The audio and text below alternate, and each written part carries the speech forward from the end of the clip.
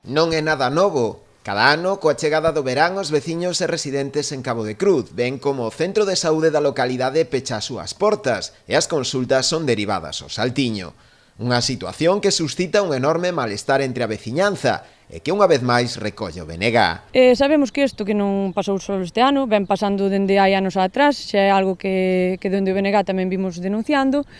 Pero claro, nos outros anos aí atrás poñíasenos a desculpa da crise económica, que non había cartos para sustituir a estes facultativos, e entón agora vemos que o señor Feijóo, que tanto presume de boa xestión e de bonanza económica, e os recortes siguen o mesmo, siguen as vacacións dos facultativos médicos sin cubrir. Ante esta situación, os nacionalistas, a través do seu grupo parlamentario, levarán ao Parlamento galego unha serie de iniciativas, coas que instan ao Goberno da Xunta a adoptar as medidas necesarias para evitar o peche das consultas durante todo o verán. Como un exemplo do que se está facendo onde se empezou por que nos está no verán e nos tememos, e os compañeros e compañeras do BNG aquí de Boiro se temen de que esta situación logo se convirta en permanente e non hai razón ninguna para eliminar este servizo que é próximo, que a xente está contenta con el, o que hai que investir.